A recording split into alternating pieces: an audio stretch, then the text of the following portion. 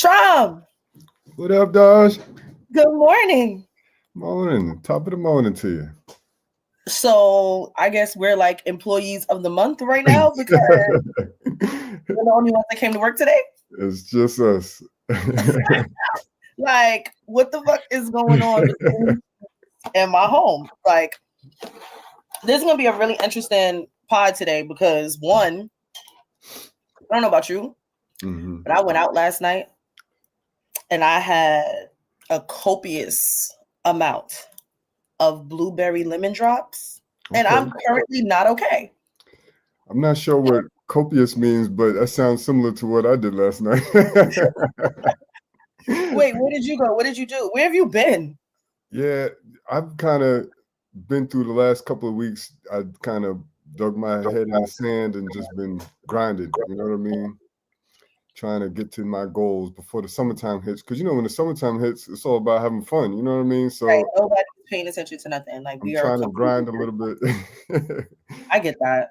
So what did you do last night? So last night, I went out to meet a couple of friends, actually that I'm doing an event for. Well, they're doing an event, and I'm DJing for them, and then they were like, "Oh, let's go out to this other party at the Ace Hotel after." And a friend of mine was throwing that party, but I didn't know that it was going on. So I had already had 2 drinks because I wasn't planning on going out after. You know what I mean? Like, yeah, you pace yourself. I'm thinking this is it for the night. You know what I mean? We met up, we had a little bit of food, a couple of drinks. I'm thinking it's gonna be early night for me. Then, we end up going to another spot, and that's where things went wrong for me. That's where things went wrong. Yo, like I was sitting at the bar last night and like I'm adult enough to know when that next drink needs to be like that's it for me. Like that next drink is gonna send me over the edge. And I ordered it anyway. And I have to be a little bit more responsible because we needed an adult. And then when we was leaving, the bartender gave us a free shot. And I said, oh. It's going to be one of those nights. I'm not going to remember what happened. So you took the shot? Of course I took We've spoken about this.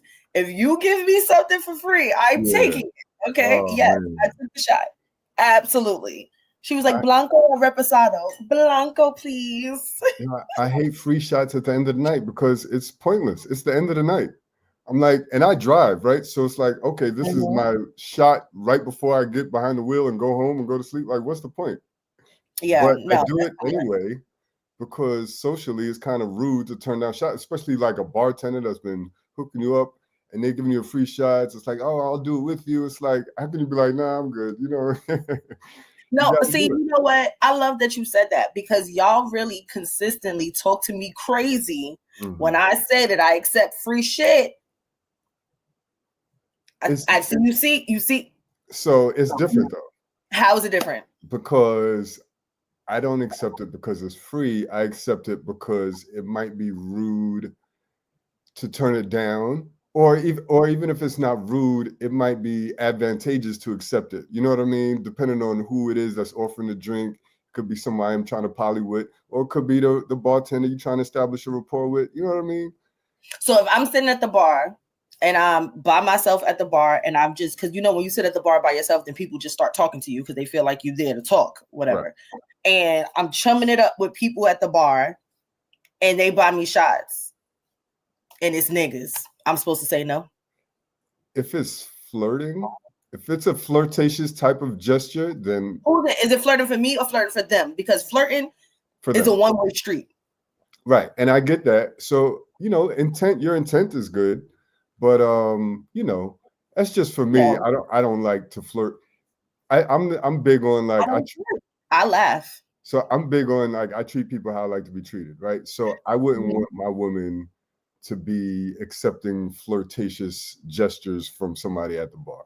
That's just me. So I'm not gonna do that either. So I'm gonna take the free shit every time. Bartender, from the bouncer, from the owner, from the DJ. I'm gonna take it from the nigga at the end of the bar. I'm gonna take it from the lady I was talking to in the bathroom. I don't give a fuck. So even if you reach the limit? No. Not if I reach the limit. By the time I reach the limit, I'm already on my way home. What is your limit? It depends. It really depends. It depends on how much food I eat. Okay. I could drink with the best of them if I'm full. Yeah. Now, if I haven't been eating, Yeah. which I haven't because wedding is in a month, like Oh yeah. this Yeah. is grind time. Are So you on I the didn't. I detox? think the only thing I ate yesterday was like 2 slices of pizza, but it was like earlier in the day, and now it's like 9 o'clock at night. So them 4 lemon drops and a shot and a Stella did a lot more than it was supposed to do. Mm-hmm.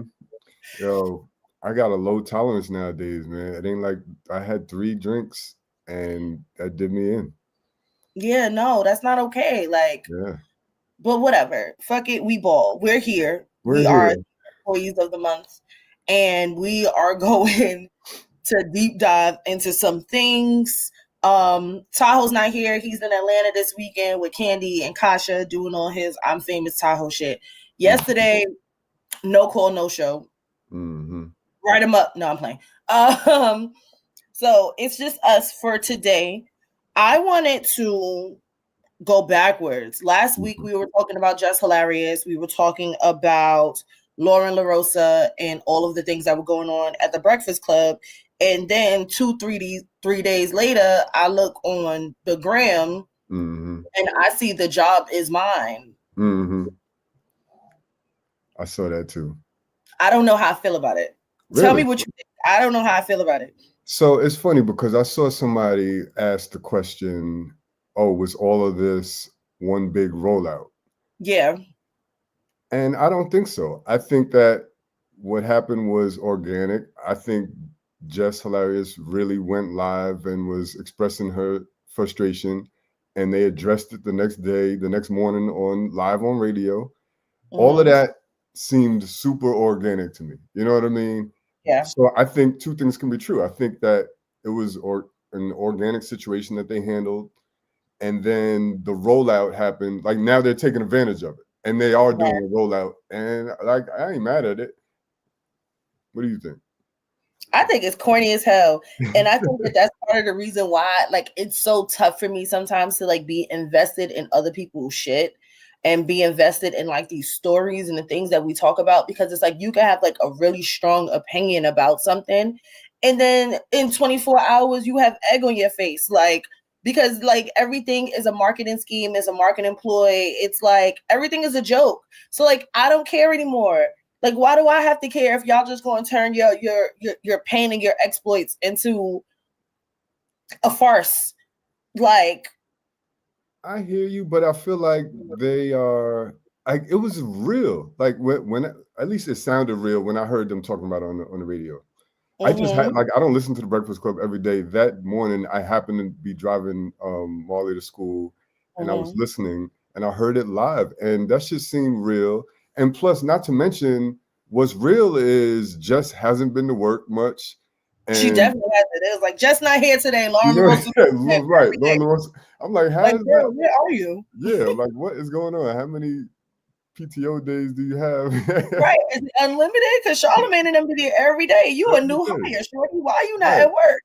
So you can't like there was definitely some real conflict there because she did come back from maternity leave and somebody was sitting in their seat. Like all that shit is real. So I actually like the way they're handling it because it could have they took a potentially negative situation and they're making the best out of it. And I think that that's cool. I know, but I just feel like when you have these situations and then you kind of like divide the internet and people are like, oh, Team Justin and Team Lauren and da. And then when you really go hard for your person because you feel like they've been done wrong or they deserve more or da. And then you post it up with your op the next day. I'm like, yo, bro, like I didn't know I didn't know there was a division. Are you Team Jess or you Team Lauren? I was Team Lauren last week. Really? Yeah, because I think that she's just better at the job. I think that Jess is, and I still can't get over the fact that she said y'all like her better than me because she could read good. That shit blew my mind. Like, you're somebody's mom, bro. Like, and the DMV, I mean, not the DMV, but Baltimore, they took a hit on the show last week because we said some horrible things about people from Baltimore. But you know what? Like, it is what it is. Yeah. Like, I stand by what I say. And I just felt like Jess was a personality hire, and not a lot of people can rumble in this space every day. Like I just think that she kind of fell flat, and I think that Lauren was like a really great addition, even if it was going to be all four of them. Mm-hmm. I thought that was going to be great too, but in this situation, I thought that Lauren was kind of being picked on a little bit, like you going on live, then you talking to me crazy on air. Now we got to air it out on air. Like I just felt I didn't like the way she came at Lauren. It was very Baltimore bully to me. But well, I think that just she definitely said that she initially felt the ways towards Lauren, and then she realized that her feelings were misguided, and it wasn't really at Lauren. It was about the whole situation, and probably more so at the powers in charge, or maybe Charlemagne or whoever it is that she felt was calling the shots or didn't have her back. So I didn't, but at least when I was listening to it, it didn't seem like she was personally going at Lauren. She was like, originally I had some ill feelings toward her, but I realized it was misguided. And I think, honestly, I think that I'm not a huge fan of Lauren LaRosa. And the reason why is because I think she's great at what she does. And I realized that she comes from a TMZ background. And then when I found that out, I was like, okay, that makes sense. She's good at all the talking about the latest and all that shit and reading the news. I get that. But I'm not really watching the Breakfast Club for the news. And I want somebody that fits in well with Charlemagne and Envy. And I feel like she overtalks people. She overtalks.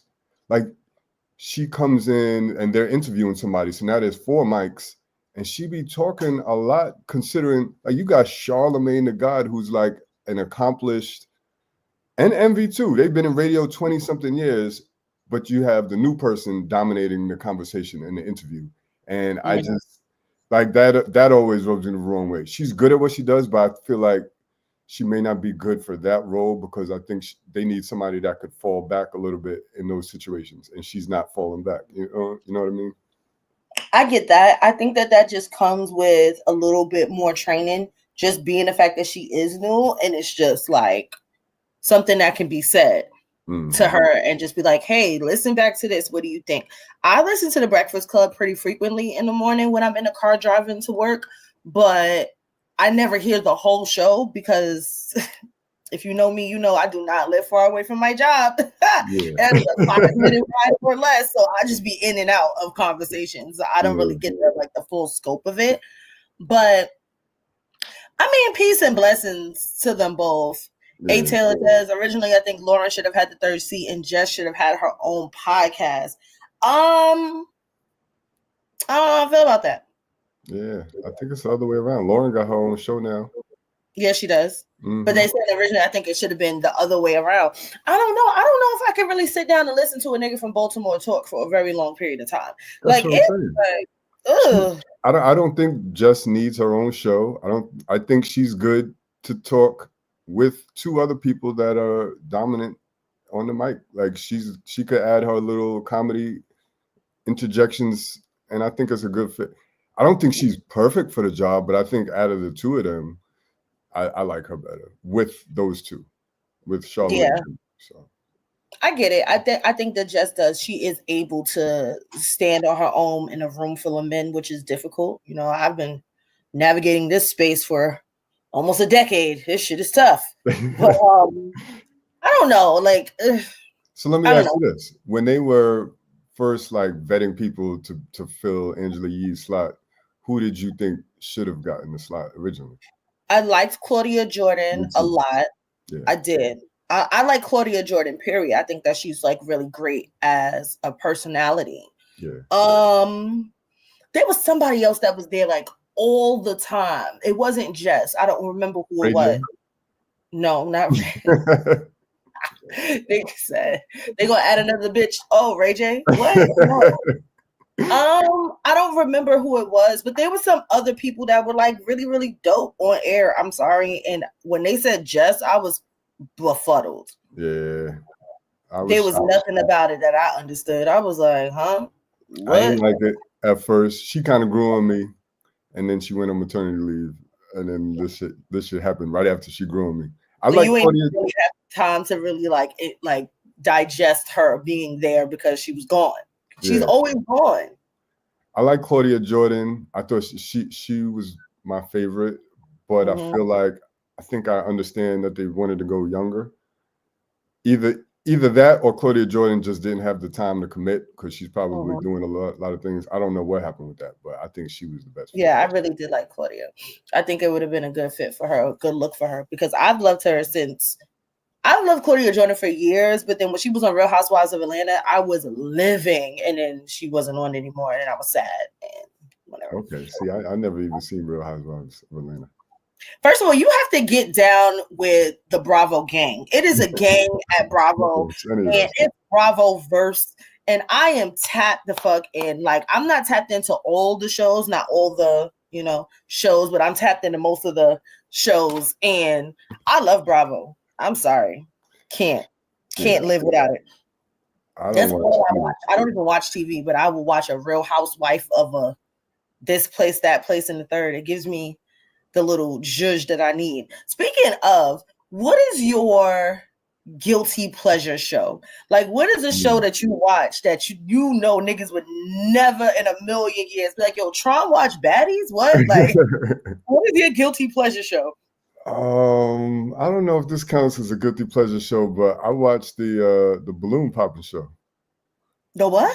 The balloon popping show on YouTube. The balloon popping show. Yeah, pop the balloon for love. Religiously. Yeah. Like, I'm up to date. I mean, it's mostly because of wifey, but I enjoy it too. Like, I hate that show. Really?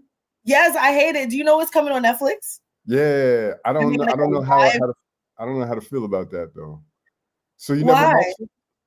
No, I've never watched a whole episode ever. Like, Andrew watches it all the time. I cannot. Like, I just feel like, you remember the MTV show from back in the day, Next?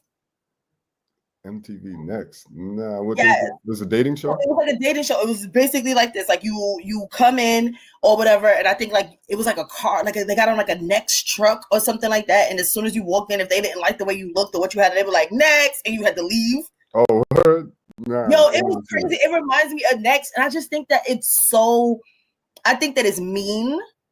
I think that people have a lot of unconscious and conscious biases that when they have to articulate it out loud, when you ask like, oh, why did you pop your balloon? And you have to articulate the fact that you're colorist or you're ageist, but they don't really stand on it, right? And then when they do, it still gives you an ick. It's like, oh, well, you're light skin or you're dark skin or I don't like your shoes. Like, that's not what it is. Like, and that's so terrible because if you're looking for love, allegedly, shouldn't you care more about what the person is saying versus what they look like, which is why y'all all single anyway? I don't know. It's mean as hell. So like, like Tish just said, I watch it religiously, but it irks me every time. Like, I couldn't agree more. Like, it irks me, but I watch it with wifey. I don't even think it's a show I could watch by myself, right? But we watch it and we got jokes, and then we talk about what just happened, and we talk about people, you know what I mean? But for me, it's so interesting. It's like, I just love the social constructs of how people interact and how people sometimes try to be nice.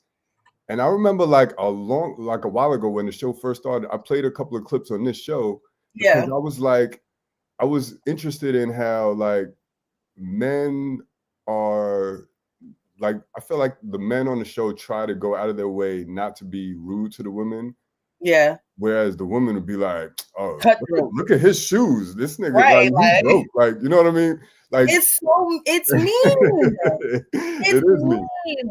Like, how does that help people's like social, not social? How does that help people's like self-esteem? Like, you put yourself out on the line. You're looking for somebody to be in a relationship with, and then you walk in the room and it's like pop, pop, pop, pop, pop.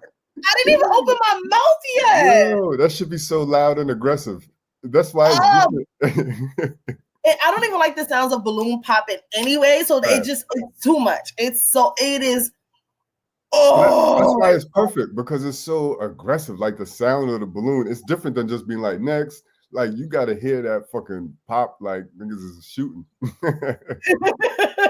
no, it's me, but Drew loves it, and he'll like make me watch certain clips and stuff like that. There was like a fireman on there from Newark that he like knows in passing, and he was on the show, and he like linked up with a girl at the end or whatever, and then Drew was like all invested. He's like, "Yo, look at social media, they still dating it." Da, da, da, da. And I'm just like, this is crazy. If I heard 4 Pops, I'm leaving. Yeah, I wouldn't do well on that show either. Yo, my ego is so large that one or two things is going to happen. I'm either going to be disappointed by the crop of men that they gave me, or I will be very self-conscious if I walk in the room and everybody start popping balloons. There's no middle ground there. Yeah. But that's crazy. I had no idea. I would never think that you watched that show. Religiously, like I'm up to date on it. Like I've seen last week's episode. Right? I didn't even know it was episodic. Oh yeah, every week she drops in. Every week she get like 2 million views. I'm like, yo, they got a machine rolling over there. They on like episode 46 or some shit. You know what I mean? Like every week they dropping. So with the Netflix thing, I'm happy for them. And I'm happy that Arlette is the executive producer. But I'm not happy that she's not hosting. I love Yvonne Orji. I think she would probably do a great job. But I don't want it to lose its feel and essence, especially for the people that watch it religiously. And then the other thing is, it's corny sometimes when you know that people are on there just to like shout out their business or whatever. You know what I mean? Some people literally just be on it just to be on TV. So now that it's on Netflix, I can see that happening like 10 times more. It's like I just feel like it's going to change. It's like when lose its authenticity. It's like when Swiss and Timbaland sold Versus. It's like it ain't the same no more. You know? Versus ain't never gonna be the same no more. Like, yeah. Well, it is a cloudy Sunday afternoon. And some way, somehow, Marvin Sapp was locking niggas in church. Somebody explain to me like I'm 5. Somebody explain to me like I'm 5. Because what? He said, I need 40,000. Lock the door. I need 40 racks. Or nobody leaving. What? I would have called the police. Yeah. 911. I'm being held against. What do you have context of that, or should I look it up? Because I am befuddled. I saw the clip, you know, but I don't know the context of what he was raising money for, what was said before and after. But the clip itself is crazy. I went to church last week too, and so I'm looking at it from a different angle because I don't always go to church. But you know, my parents go to church all the time, and I just popped up on them with my daughter to surprise them. And you know, I'm looking around the church. So there was like a guest preacher, and she was talking about. She was like, "Who here is Generation X?" And it was hardly anybody in the church. I was like, eh. And then it was like nobody else. I'm like looking around. Everybody in there is mad old. Yeah. And so I'm trying to think of like, yo, what it is about our generation that don't really go to church consistently. And it's shit like this. It's like, you know what I mean? Like, we don't need nothing else to turn us off from church. And this shit right here is one of them things that's going to turn people off from church. All right. So here's the context. In the clip, the 58-year-old pastor and Grammy-nominated gospel singer is seen on stage speaking to attendees.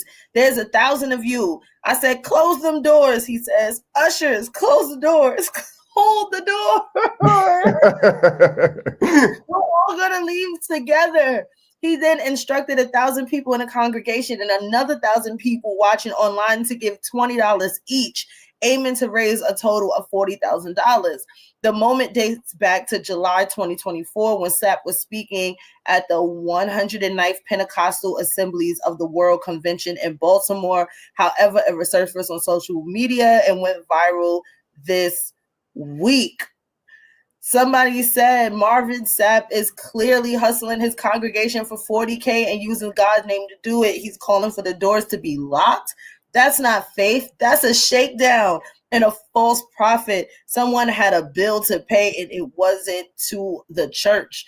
Another person added, Marvin Sapp was out of order. I would have immediately dialed 911. Hello, police. Yeah. As I walk towards the exit, you gonna open these doors, or you catching these false imprisonment, or you catching a false imprisonment charge. One person chimed in when I'm still crying at Marvin Sapp lopping the people up in the pews and begging for 40,000 like he just didn't finish a tour. It's a lot of other people that commented on it, but what were you raising this money for? I can understand if you're like, oh, this is a small donation, you know, you have to pay your tithes and offerings, whatever the case may be. I'm only asking you guys for $20, but to lock people in the church is nuts. So I read a take online that I thought was interesting. It was like, you know, speaking from my own experience in church, the pastor likely was trying to raise money because they were short on salary this month. She was like, because usually they'll mention what they're raising money for. You know what I mean? But they're not going to say, oh, we need money to pay our payroll, to meet our payroll. You know what I mean? They're not going to say that. He's just going to say we need money. So like, it's just tacky. It's like, if you're going to be that aggressive with somebody, not only should it be for a reason that's explained, but it got to be a damn good reason. Like 40 racks, like, or nobody's leaving. Did he raise the money though? I don't know. Or are they still in there locked up? Let's keep on reading. Anybody in the comments know, did he raise the money? He said it's not unbiblical or manipulation to challenge churchgoers to give a specific amount. So yes, I saw a moment, but I invited you to understand the moment behind it. He continued, in part, honor, clarity, and truth are what I owe the people, and I will always provide just that. I don't know. Now, I've been to like a lot of fundraisers where they do auctions and they're trying to raise money for nonprofits and stuff like that. And they get pretty aggressive and they'll call tables out. They'll be like, we need somebody in this table to put up $1,000, whatever. But I ain't never heard lock the doors. Nobody's leaving until we hit this mark. You're supposed to have a goal. Everybody got a goal. Like, we need to raise $100,000 tonight. But I've never heard them be like, nobody's leaving. That's crazy because, like, he said it's 1,000 of y'all here and it's 1,000 people online. The way I would have closed my laptop, I would have been log off, bitch. Like, you can't shake me down at home. Like, what? I don't know. Like, I have been dibbling and dabbling with going back to church, with trying to find a church community out here and trying to like ingrain Parker into Christ the Lord, Christianity, whatever you would call it. And I still don't know. Like, the last church community that I was a part of, it wasn't horrible. But I just don't think that it was positive enough for me to return, or I didn't feel comfortable enough there to continue like my journey with that church in particular. Mostly because I have fell on like hard times and I was moving unbeknownst to me. It was like a lot of drama going on in my life and my family, and I had to give up a lot of stuff. Like, I had to put a lot of stuff in storage. So I was in college at the time, and the only thing I really had was things that I would wear to class. It would be like leggings and sweatshirts or whatever, like old church clothes, shoes, all of that. Like, it had to go because I literally just didn't have space for it where I was moving to. But then I also knew that I was a part of a church that did not believe in come as you are. And I remember with one of the elders of the church, like, basically chastised me because I had on a skirt suit with no stockings. And I'm just like, you mad at me because I don't have on stockings in church? Like, now when all of my clothes are gone and I only have jeans and sweatshirts, I'm not going to feel welcome coming here without being side-eyed or an elder saying something crazy to me in passing or in the bathroom or trying to make it seem like I'm being disrespectful without understanding the context. Yeah. Also, without having to explain the context at 21 years old, going through a life-altering event. So I think that shied me away from the church back then. And I know that a lot of churches are way more lenient now. They're way more like, you see the pastor up with a jean suit on, and that's cool. But I think that experience still kind of lives in the back of my head. So I'm just like, I don't know if I can do it. Like, I could do it from home, from my bed, but like to get up and go in and might have to be kidnapped for a couple minutes because like, what are we doing? Yeah. So you're not supposed to show bare legs in church? Is that a thing? Well, I don't know. I don't know. Too sexy for the congregation. Sis was tight at me, old lady. She was like, you look really nice, but don't you think you should have on some stockings under that dress? And I'm just like, do you know my name? Mm-hmm. Do you know my name? Yeah. Is you cool? What was the length of the dress though? It was a suit. It was like a blue suit. It was like a little pencil skirt. It came down like right to the top of my knees. Like, it was a church suit. I would never wear that shit nowhere else. Yeah. Like, what if it's hot? You supposed to wear stockings or whatever? That was my point. It was mad hot. That's why I didn't do it. It was hot. There was logic. But no, fuck me, I guess. So I don't know. Woo! Marvin Sapp, 40 racks. 40 racks. You see yesterday? Yeah. I'm gonna invite yesterday, and he just woke up. I guess he was hungover like us. It's to be less tempting to men or boys. I could be wrong. Like, why are you trying to bag niggas in the church in the first place? Can we talk about that? Wow. Like, what are we talking about? Isn't that more like a Catholic church thing instead of like a Baptist church? Baptist church thing? I have no idea. Like, I personally, at that time, that was my first time joining a church community. And I did it based off of the fact that my goddaughter was baptized at that church, and I really, really liked it. Yeah. So then I decided, because I had to be there, and it was like very, very what's the word?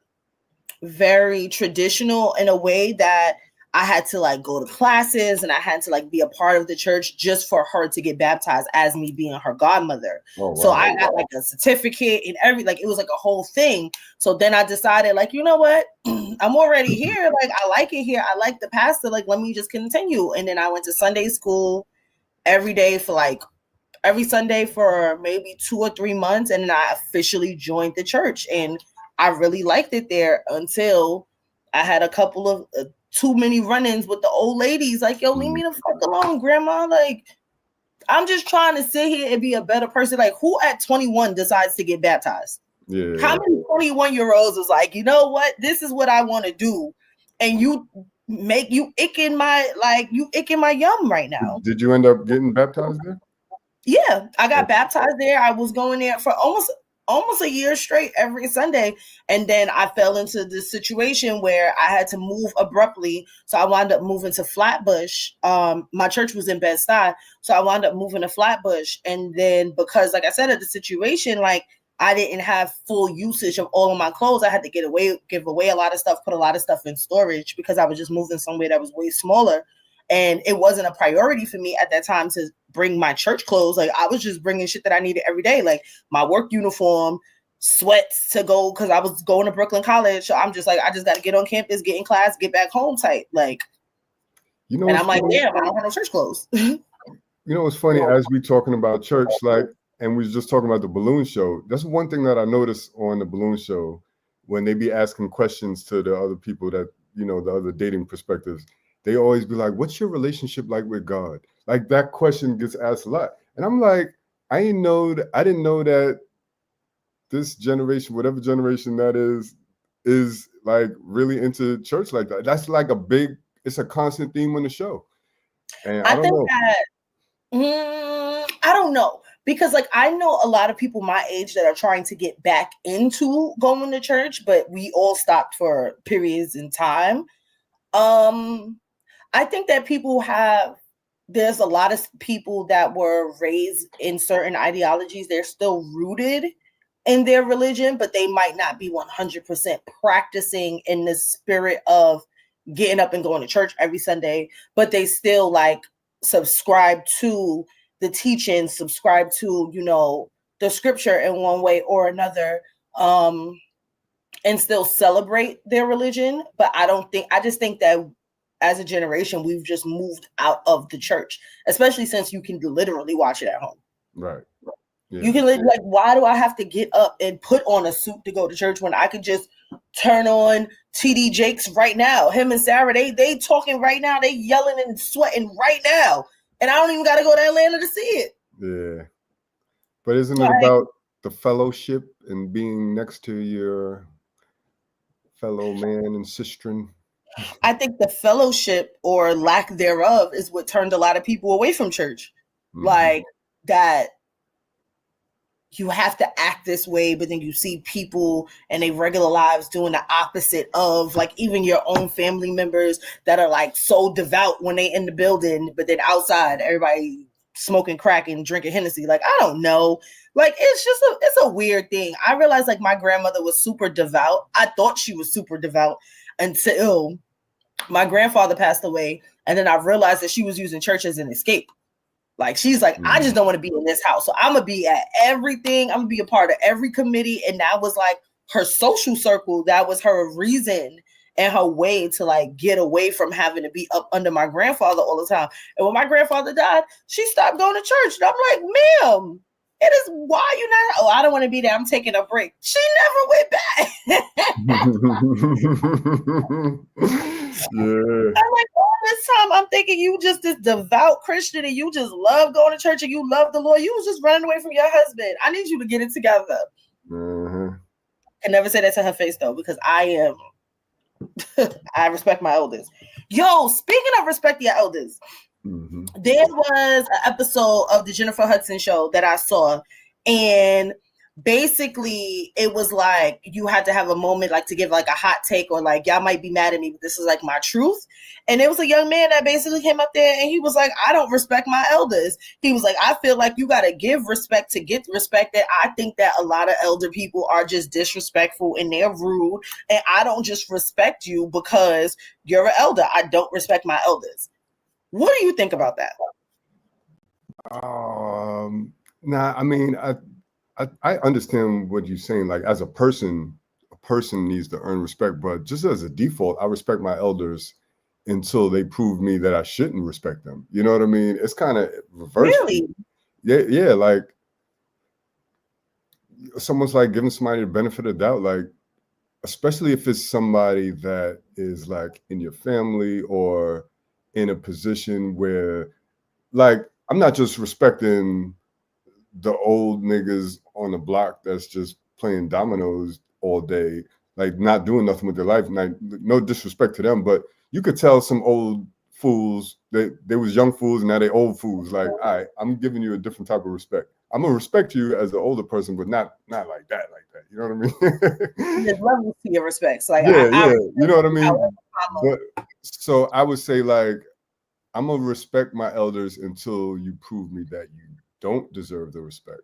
You know what I mean? So I would think the opposite of what this person is saying.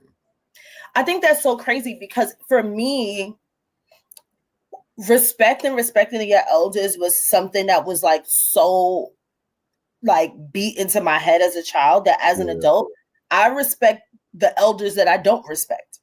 Like, or people in my, like, if I just think about like my family and people in my family that I don't have a relationship with because of however, our relationship wound up turning over the years and youth or whatever the case may be.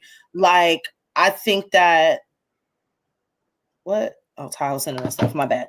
I think that even if I walk into a space, I'm still going to give you the base level respect. I'm still going to say, good morning, auntie such and such, or hello, uncle, blah, blah, blah, blah. But I don't, look, I'm not going to be chummy with you. I'm not going to kick it with you. Like, I might not answer your phone calls, but if I see you, I would never, I don't possess the ability to disrespect somebody older than me.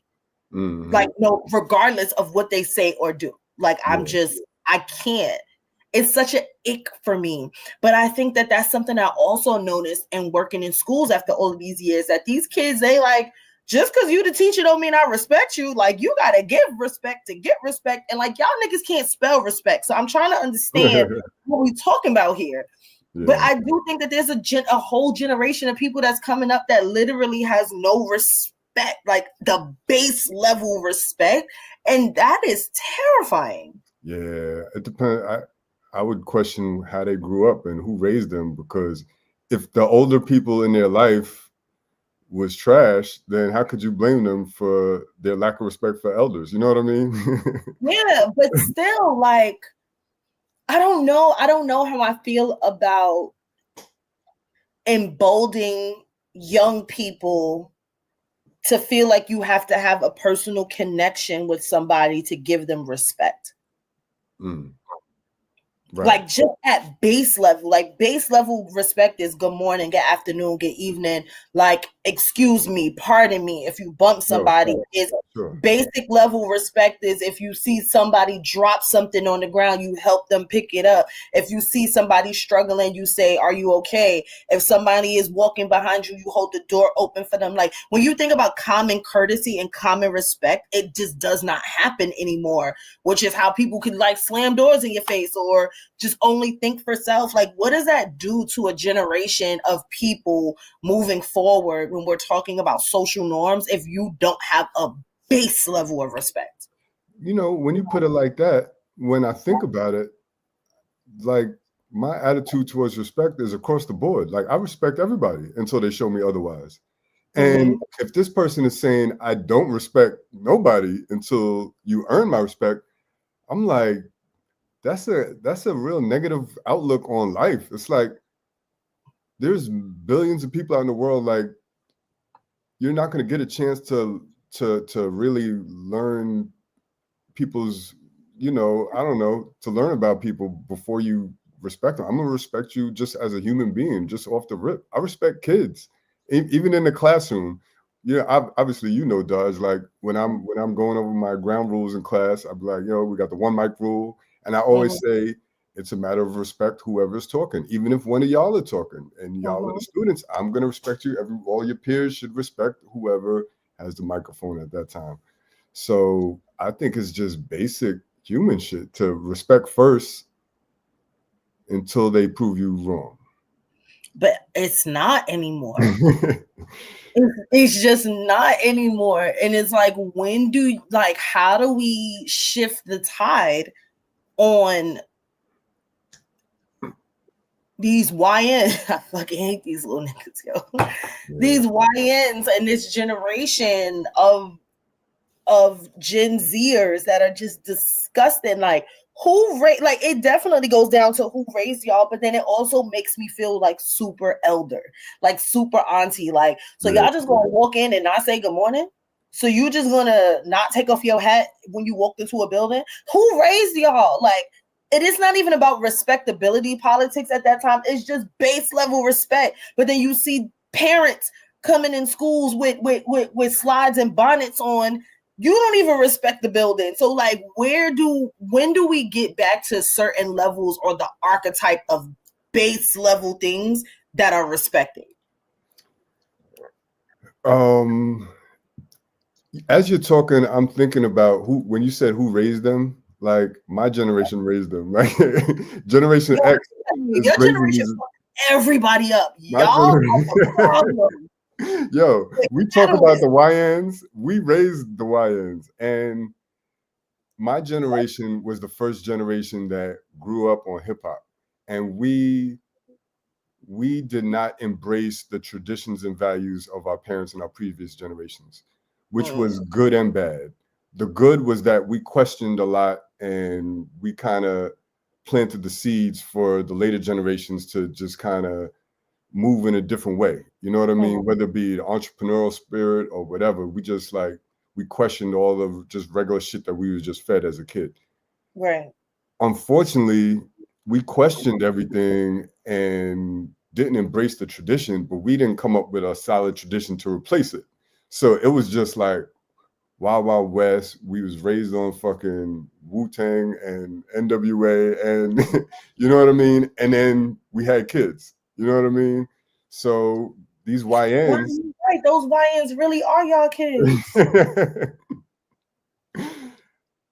Yeah. And then you have people like me and my generation, we're trying to break generational curses and we're trying to do soft parenting and gentle parenting and we're trying to understand and explain. It's like, I don't want my kid around y'all kids. Like, how do I keep my child away from y'all kids? Yeah. So JJ Where can we go?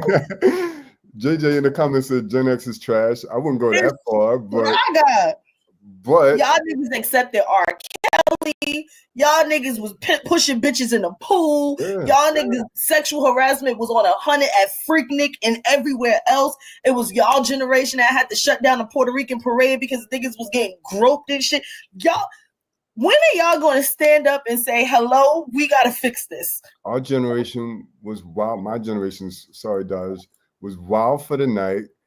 And then we had kids. And when I think about it, I think about like how Bed-Stuy used to be and how it was wild and how Brooklyn used to be and how most inner cities used to be. Like niggas was wilding. Like people was just getting jumped for no reason. Like shit was really crazy out here. And I'm glad that it's not like that no more. But the people that was doing all of that had kids. You know what I mean? And then we wonder who these YNs was raised by. We raised by the wild niggas from the 90s. Raised by the wild niggas from the 90s and the kids of the wild niggas from the 90s. Them niggas that had kids at 14, 15 and now they kids have 14, 15-year-olds. Like, this is really kind of crazy. Yeah. Oh shit, y'all yesterday came to work. Oh shit. Drinking your apple juice box? Yes. Write this nigga up. Good morning. What's good? What's good, y'all? How y'all feeling? We good. How are you? Doing good, man. Doing good. He's like, I'm sleeping in today. I don't got shit to do today. That's what I thought, yo. I was like, damn, yo, it sounded good. Good. Were you hungover like we were? No, not. I wasn't like hungover, not like that. Oh, so you just sleep to 2 o'clock? Just I was trying. I needed to reboot. I had work yesterday, so I needed to reboot. Like, I went to work yesterday too, and somehow I woke up on time. That's peace. That's peace. I ain't gonna hold y'all. What we're talking about right now, and I would love to hear your perspective because we definitely jumped around in so many different things. But right now, we're talking about respect.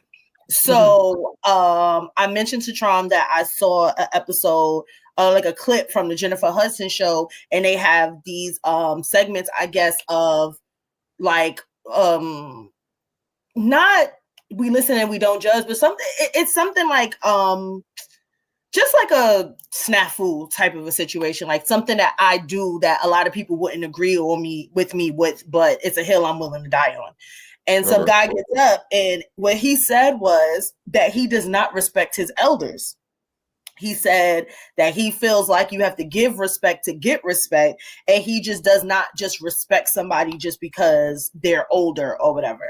And me and Trom were like battling with this thought because I realized that there is like a generation or a generation and a half of people that do not respect other people at base level. Like you feel like you have to have an interpersonal relationship with these people for you to respect them. And like base level respect is just like good morning, good afternoon, good evening. Like you see somebody walking behind you, you hold the door open for them. Like you see somebody struggling with something, they drop something on the floor, you help them pick it up. Like just that base level respect, it does not exist anymore.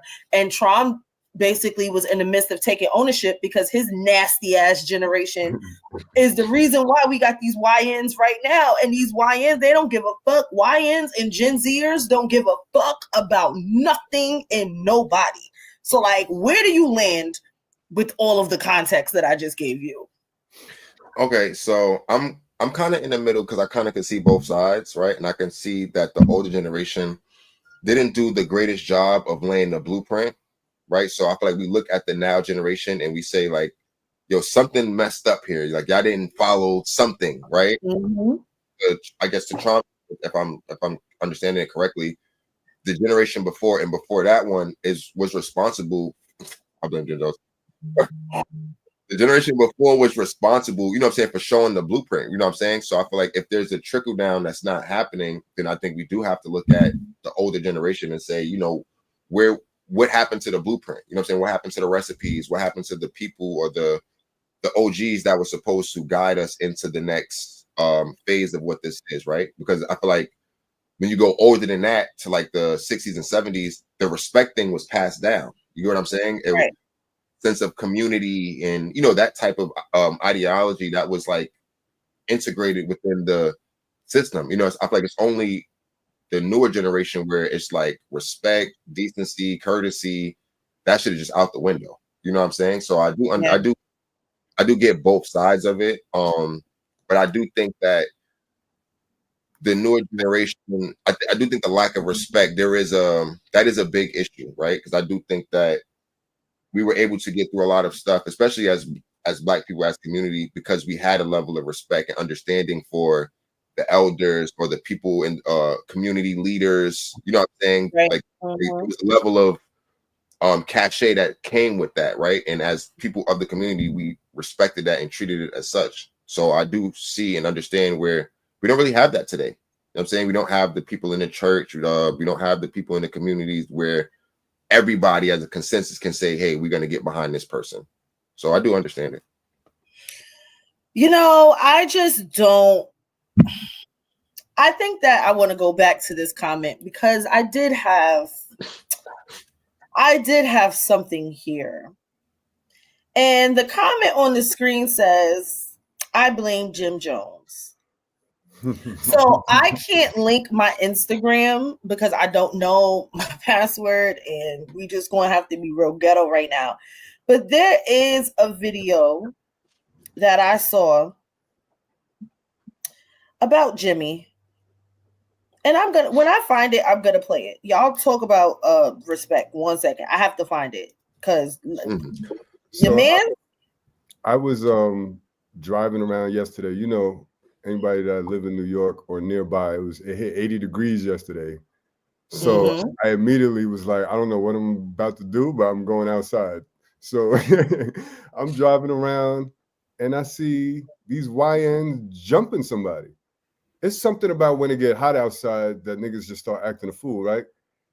I haven't seen somebody get jumped in so long that I thought they was playing. I thought it was just kids play fighting until I seen cops running up on them and then they scattered like roaches into the projects. It was right by Marcy.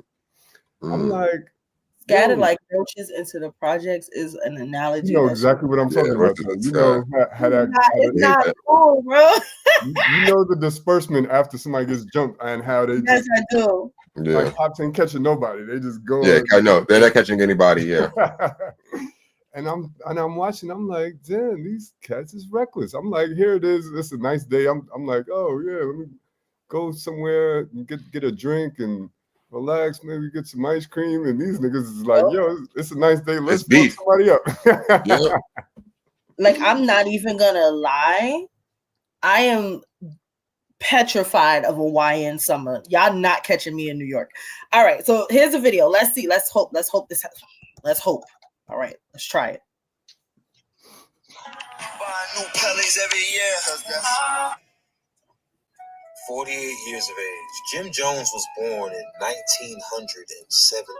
At this point, I am convinced that Jim Jones is a CIA agent. Not only does the CIA want to get to the youth by influencing them to be nefarious and to get felonies to where they can never enter a proper job market, Jim Jones wants to complete the mission. Jim Jones wants to make sure that niggas his age never grow up.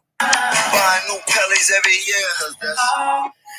How do you feel about that? Because I have thoughts. I feel like some people. So here's my thought. I could kind of understand because hip hop is kind of like a young man's sport, young person sport. Excuse me, because obviously women is controlling hip hop right now, and I feel like he's trying to stay young. So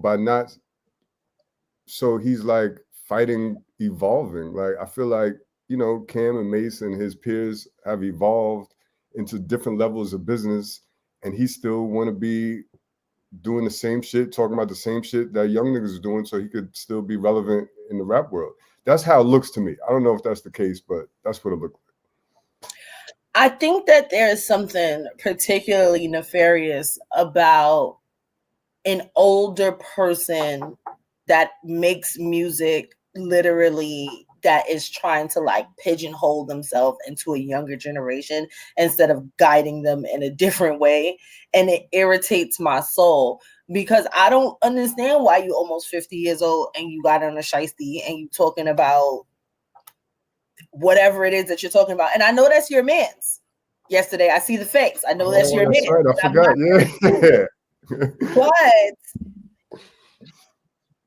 when do the niggas grow up? And now this is, again goes back to the other conversation because this is trauma generation. This is y'all still. This is y'all still. And how are you impacting the future in a positive way?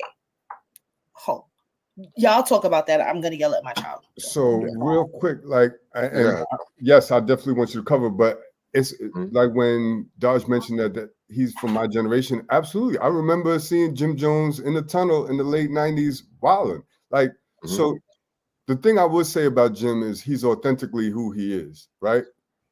But to my earlier point, I feel like it's okay to evolve a little bit, to dress a little different, to talk a little different, to have some level of responsibility for the younger generation. But he's a street nigga. He was always a street nigga. So, I mean, I guess he's just like, yo, this is just who I am. Like, what do you think about that? Yeah, like I said, well, obviously, like I said, y'all know, I'm cool with Jim. I fuck with Jim. His people's like, definitely gave me opportunity. So, I always respect and love them for that. But,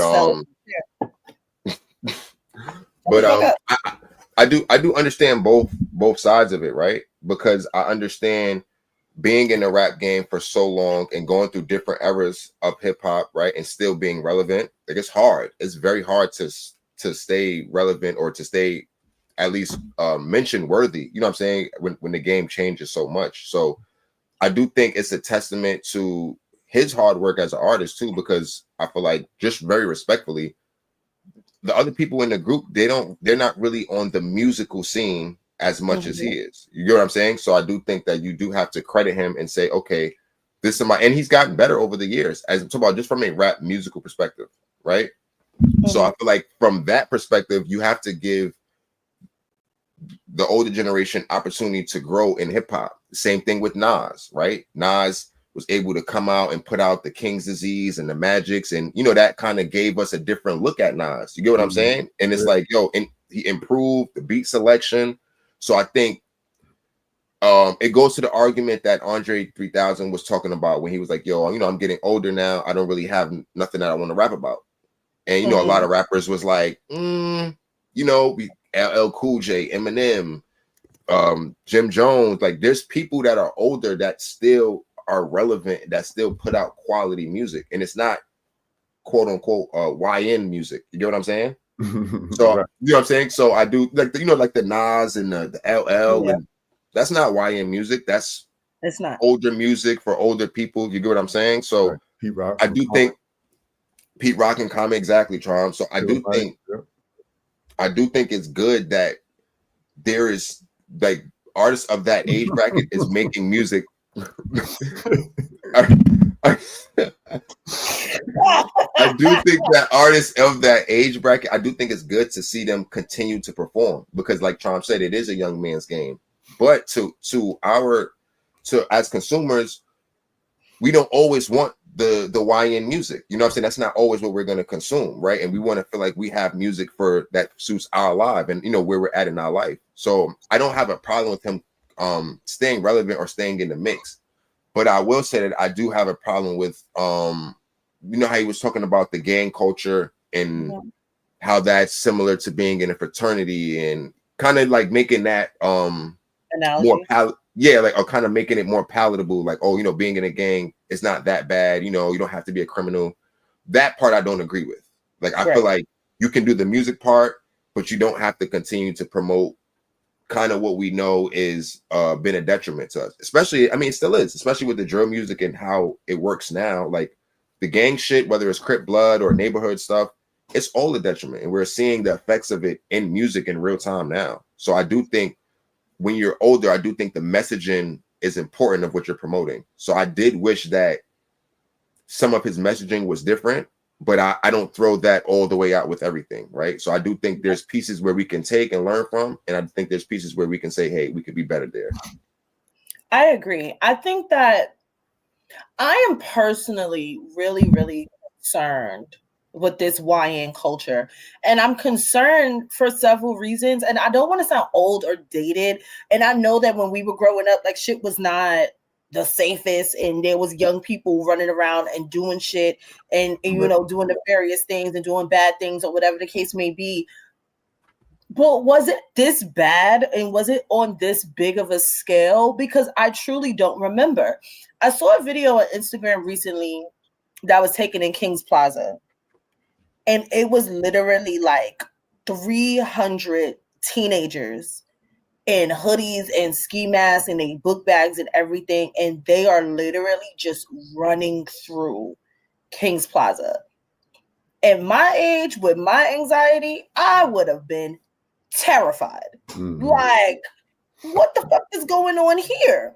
Like, there was like a whole thing in I think Bay Ridge or something like that, down there in that side of Brooklyn, where the kids are coming out of school and they're like smashing windows of properties. They're lighting like fucking little poppers in front of places. Like, they're running through the streets.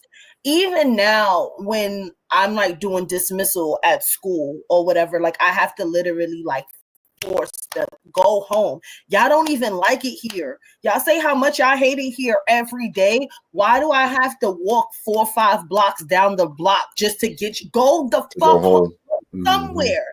And then the somewhere turns out to be in the park, and then you in there with this charter school and that charter school, y'all all together, and it's a big fight, and now everybody on high alert. Like, what is going on? Where we all work in schools and education, and we are, the three of us, I feel like we are more tethered to the youth than a lot of other people. What the fuck is happening? Somebody explain it to me like I'm 5, because I don't get it. This is what I'm gonna say. I'd rather teach the YNs than to go back in time and teach my generation when we was in middle school and high school.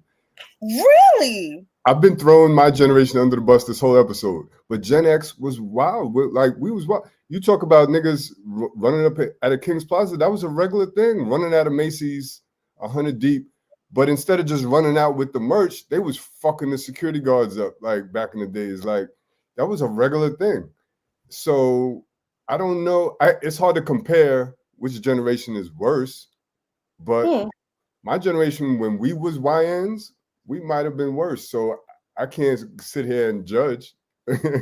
Yeah, I think the only difference now between the generations is, like we said earlier, the respect factor, right?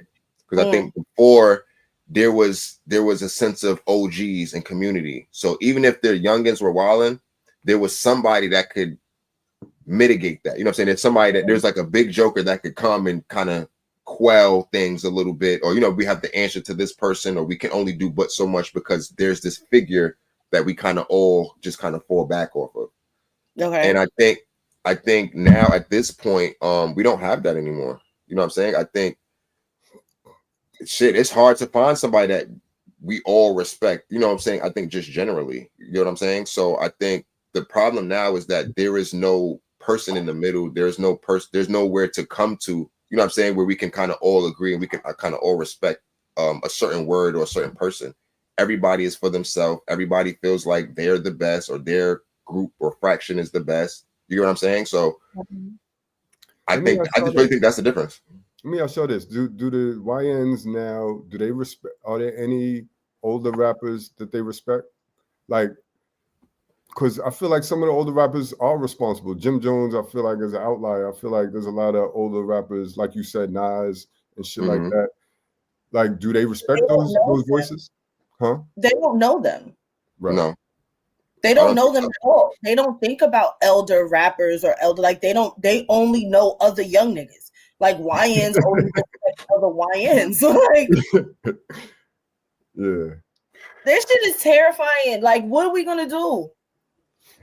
I don't know. I think I don't know. I think it really depends on what you're asking, like in terms of what, right? Because we talk about in the school system, you know, in the school thing, that's just a whole different thing. But you know, outside of school, that's a whole different thing. You know what I'm saying? Social media, that's a whole different thing.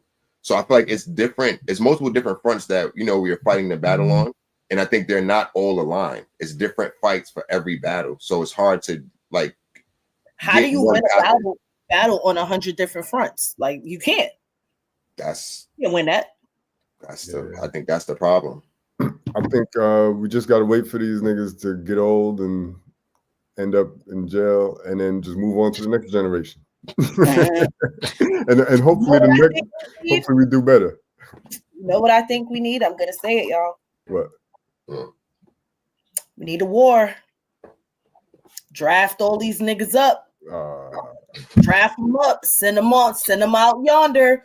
All these 18, 19, 20, 21, 22. Get them up out of here. They got. You want to learn discipline somewhere.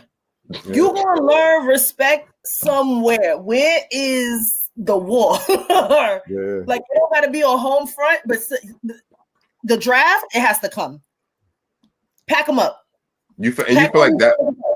Why do you feel like that fixes things though? I don't think it fixes things. I think that if you're talking about eliminating or course correcting an entire generation, you got to get the whole generation up out of where they are and put them somewhere else. And I don't want them to go to prison. So the problem with the draft is the draft, they don't get a chance to be selective. Like, you getting drafted if you are of a certain age and physical ability. So like Muhammad Ali got caught in the draft. Like, you know what I mean? So I don't want everybody to get drafted. Like, so Muhammad Ali was also in his 20s. It is a demographic. They start at a certain age, like 18 to about 25. Wrap them up. All of them, even if they are on the right path. Listen, everybody. She said get everybody. Fuck it. Just wow. Send them off yonder. Like, no. Like, no, seriously, y'all don't think that that's a good idea? Send them to the draft? No. Everybody to the draft is crazy. No. The military, why do you feel like the military is the fix it? Their culture is not the greatest. Structure and discipline. Yeah. These are the two things that they don't have. Where they gonna learn it from? Their fathers? Where they gonna learn it from? All right, yo. Where they gonna learn it from? I don't agree with the draft, but I understand where you come from, guys. I'm trying to be positive. I'm trying. I'm trying to figure out a solution of how to get these young niggas together. You can't send them to boarding school. Who's paying for that? If you could be selective with the draft, then I'd be okay with it. I don't like to draft all the 18 to 25-year-old. What about the ones that's on the right path? So if there's a way where it's like, all right, you one strike, or like you in what do you call it? Juvenile detention, like those niggas, like, all right, send them to the draft. Send them to the army. You know what I mean? All right, so I have a question. What do you think? Who do you think is failing more, the parents or the school system? Both equally, both and. The school system has been failing children for so long, ever since Leave No Child Behind. I that was the worst thing that we could have ever done. If a nigga is 16 in the 3rd grade, he don't need to go to the 4th. Like, I'm sorry. Like, if you, after all of these years, have still not mastered the 3rd grade, why would I put you in the 4th grade? You still can't read.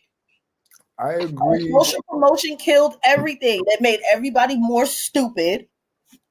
Sorry. Yeah. And then the economy and the way that things are shifting in the economy, it makes parents less able to parent. It's either you're absent because you're constantly at work, or you're absent because you're a dickhead. And y'all already know how I feel about dickhead parents having kids. So So I agree that it is both, but I don't think it's equally both. I think that is more in the parents. And the reason why I say that is because you could look at two kids in the same classroom. They might have went to the same elementary school. Now they're in the same middle school. And you could see the difference. And then a lot of times when I meet their parents, I'm like, oh, okay, I get it now. That's why you're fucking it. So I can't say it's the school system because you got the kid sitting next to the troublemaker that's doing just fine in the same school system. Usually when you look at their household, it's like, all right, it makes sense why this little nigga is acting up. Support system, the parenting. What do you think? Yeah, I would say the parenting, because I think, to Trom's point, you can have two kids, or you got multiple kids in the same exact school, same teachers, they eat the same lunch, they got the same classes, and you could just see two completely different results, all based off of support. You know what I'm saying? All based off of how the mom or the whoever's the primary parent or both parents, just how they respond, how they react. You know how it is, Dodge. When you call certain kids' parents, you know it's a certain level of you Trom. You know, like when you call certain parents, it's like we're gonna get this under control. I have no doubt about it. We're gonna get this in order. Then there's some parents that you call that, first of all, you like, yo, I don't even want to call. You know what I'm saying? You're like, yo, what can I do outside of calling this parent? Because it's gonna lead me nowhere. I'd rather talk to this person, the counselor. I'd rather talk to a teacher. I'd rather try to come up with my own plan as opposed to call the parent, because I know calling the parent is probably top 3 worst things that we could do now. Because they'll be mad at you. They'll be mad.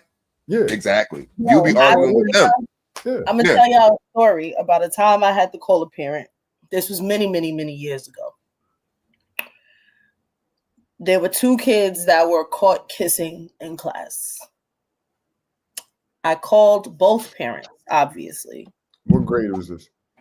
They were in 7th grade. Okay. The mother of the girl, pissed, irate.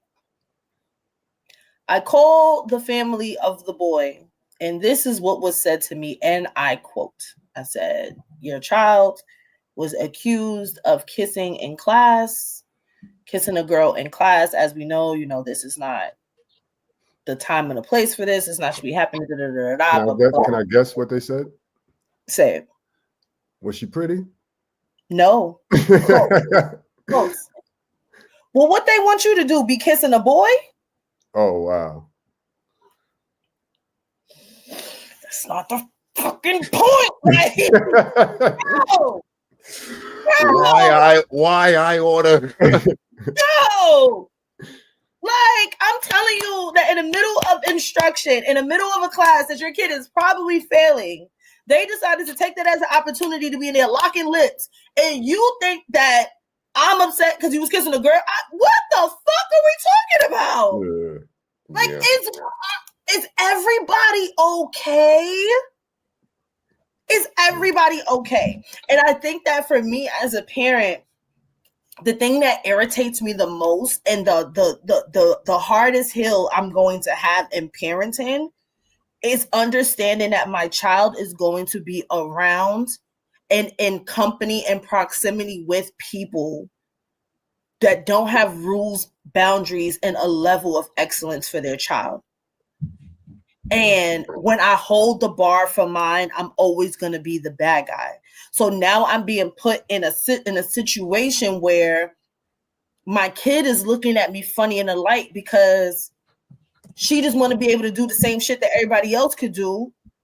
And no, because they shouldn't be able to do it either. Mm-hmm. And I'm always going to be at a deficit because other people don't raise their kids. Mm-hmm. And that shit is like, it's so hard for me. And it's already starting at 6. We had a whole conversation about YouTube. Like, she literally came to me and she said, I just feel like I'm not allowed to do the same things that my friends are allowed to do. And I'm like, fuck, already? Wow. I gotta have this conversation already? Yeah. Yeah, nigga, you can't, because they shouldn't be doing it either. You can't, because you going on YouTube and you thinking that just because you see a cartoon or one of your favorite characters, you're assuming that you're about to watch something that's age appropriate with your characters. But then there's weird niggas in their house making fucking YouTube videos having the characters with big titties and pregnant and this, that, and the third and cutting niggas and da da da da. And you think you're just watching a regular cartoon? That's not normal. Mm-hmm. That's not the way that that's supposed to be. And I don't know. I don't know how to mitigate that. I don't have the ability to sit here and watch you and everything that you watch 24/7, 365. You have your own space, your own life, whatever. But I'm not going to expose my kids to things that I don't feel like she needs to be exposed to. And there are not enough parents that are like me. And that's the problem. It's kids in elementary school and group chats and cell phones and Instagrams and TikTok. My kid wants to TikTok. You're 6. No, you're not ticking and talking. The other kids are. Well, fuck. So now I'm the bad guy. Yeah. This shit is nasty work, yo. I want everybody to raise your kids, son. I'm not asking for a lot, son. Just raise your fucking kids, bro. Like raise your kids with like some type of bar. Like the bar is in hell. The bar is in hell. Like I had to take down a whole class because there's a rule in my school that you cannot have a cell phone on you. Like you give it in the morning, we put it in a lockbox. These niggas, like I had to shake down a whole class because instead of putting it in a lockbox, they have it in their lockers, they have it in their book bags, they have it in their jackets. And it's just like, yo, we're about to go into state testing. Do y'all know what could possibly happen if one of these phones ring in a testing room? Nigga, my certification is gone. Wow. My life is over. I tell y'all this just for you to follow expectations because y'all don't have respect. You do what you want to do. Parents don't respect the school and the school rules. The kids don't respect the school and the school rules. And somehow we all just got to fucking show up every day. Can you imagine losing your certification that you worked hard for because an 11-year-old decided not to fucking listen today? I'm fighting the whole family. Yeah. No. Yeah. Oh man. What are we gonna do? Y'all still ain't coming to. I said let's do the draft. Y'all niggas said no. What are we gonna do about these children? Collective draft. The ones that need it are gonna get sent to the military, and hopefully that'll avoid prison. Jesus, Mary and Joseph, yo. This sounds crazy. Because sometimes you look at a kid, and I hate to say it, and you be like, "Oh yeah, they're gonna be in prison one day." You know what I mean? So Biggie wrote songs about teachers like you, Trom. Those are those are the kids that you send into the military. Not all of them, dog. You're trying to send all of them into the military. She's trying to put the whole group. She's trying to just put the whole factory recall the whole generation, send them all back. Factory hard reset. Because when you go to the store, they got to recall a toy. They don't be like, "Oh, this one works right and this one works wrong." No, they send them all back. They're gonna be avoiding the draft left and right because with the Trump administration, all they got to do is say that they gay or trans. And they won't be accepted. Yeah, that's facts. And remember, DEI is over, so they can't be black. They can't be So that actually brings me to another point. Did y'all know that Elon Musk had a trans daughter? No fucking way. I didn't know that. Yeah, he said that the woke mind virus killed her. Elon Musk has a trans daughter. I think their dead name is Elliot. And that motherfucker said that Elliot died. So that Elliot, or I don't know her new name. Oh my God. Puts up a video and like, well, I look pretty good for a dead bitch. Like, what? Why would you say that your child is dead? Wow.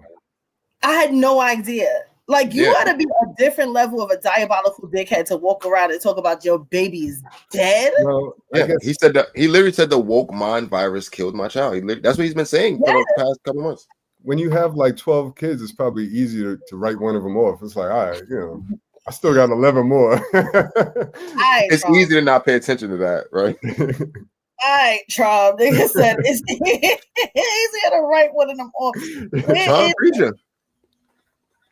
I can't understand the logic of, and then again, I think that goes back to basic respect. Like you don't come off as somebody that is like super duper mega religious. So at the base level of respect, why would you respectfully kill off your kid? Yeah. A kid that is on social media that can see this shit. Like, can you imagine waking up one day and niggas is calling your phone like, yo, your pops on TikTok on Twitter talking about you dead. You all right? Like, dead?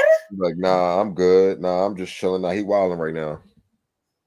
Like, I don't get it. I really don't understand. And I think that this country is like just headed in a very, very, very bad place.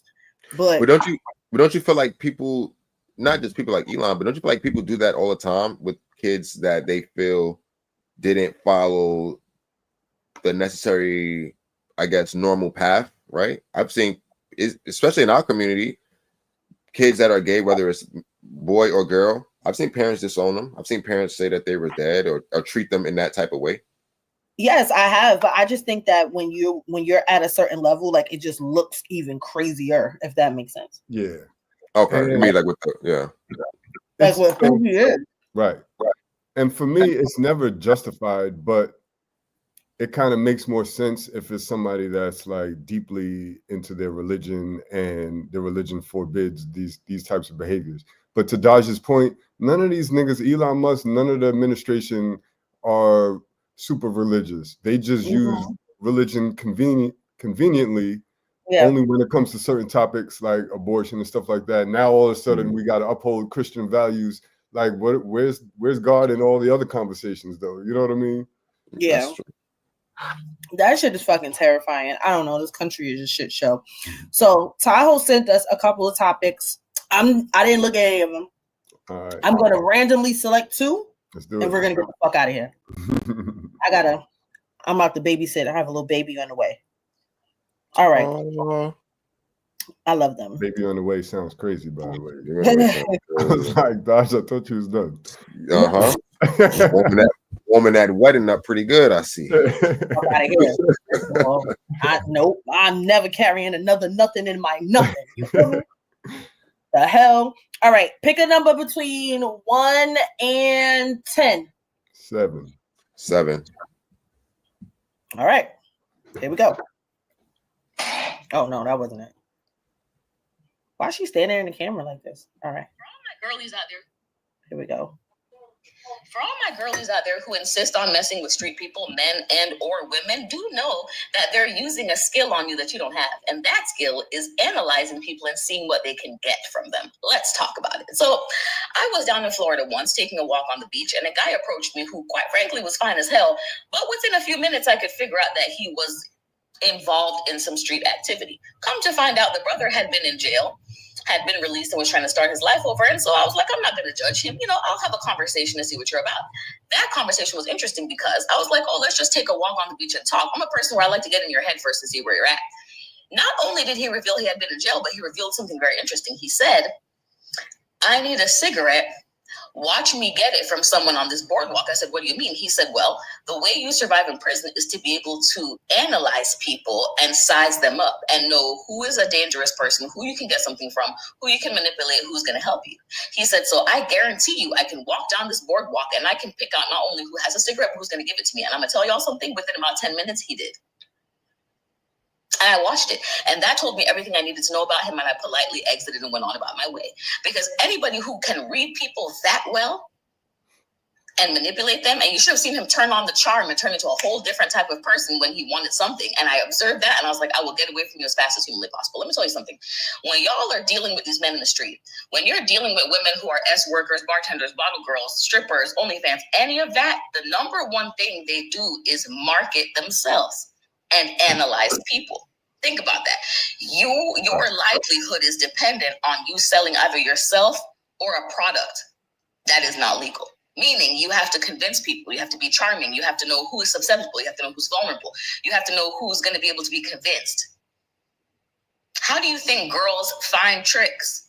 They're in the street, they analyze people, they can look and see who has a need, who's lonely, who's vulnerable, who's not getting attention, and appeal to them. This is why I do not mess with street people, even as friends.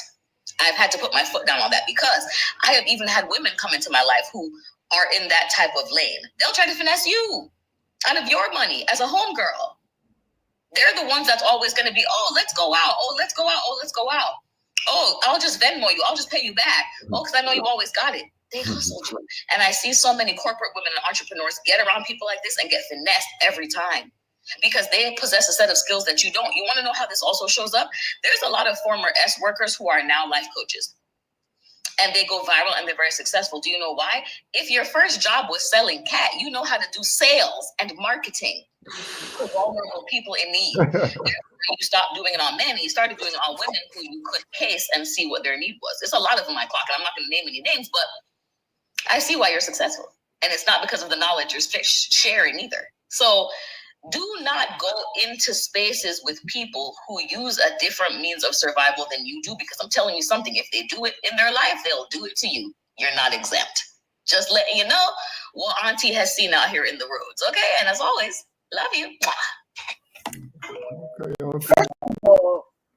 I didn't like the vest that she had on. You said what? I didn't like the vest combination that she had on. I didn't like it. Bro, please get your shit together. I'm sorry. What do y'all think about that? I have my own thoughts. I'm gonna save them for last. I feel like that's hate. I'll go first. I feel like it's hate. This whole shit is hate. The whole shit was hate. Like, that was a very nice breakdown of people, but I feel like she's just describing the American way, supply and demand. Like, she's like, yo, if you like, it's like, I understand what she's saying though, as far as like being careful of people who, you know, who can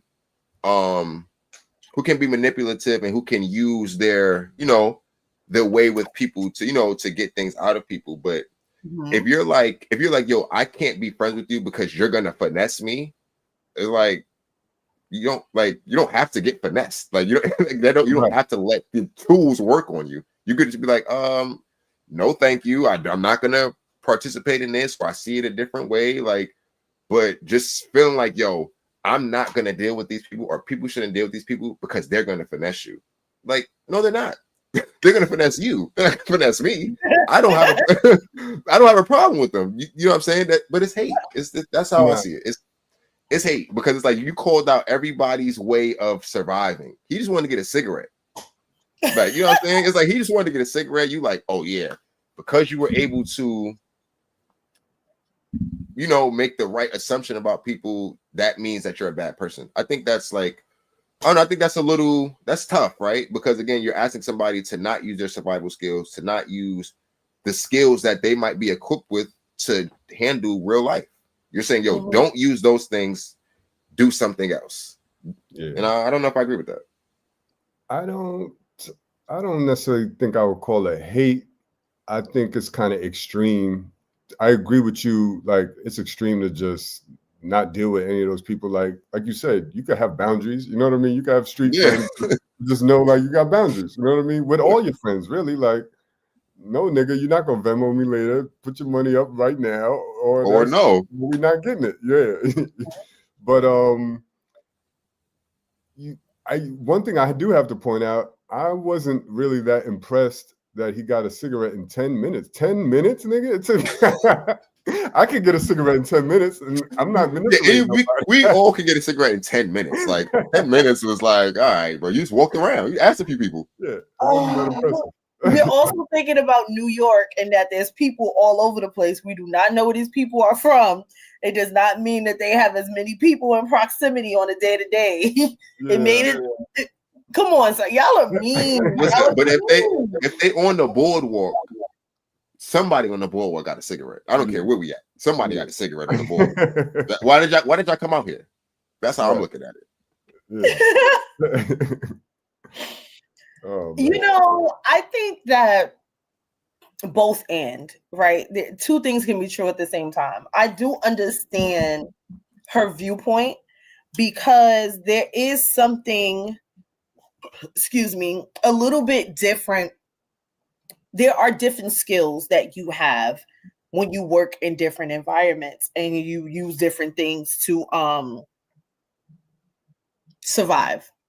For somebody that worked in waitress and bartender and hospitality for 10 years, there is something about being able to read people and being able to see like how can I get the most amount of money out of this person, or what can I do to to maximize this moment of time that I have with this person, or build a relationship or build a rapport with this person so that I can get them coming back and I can get them to bring their friends. And I can there is a level of manipulation and skill when you are in certain lanes. It just is what it is. Like, does that make these bad people? I don't think that they're bad.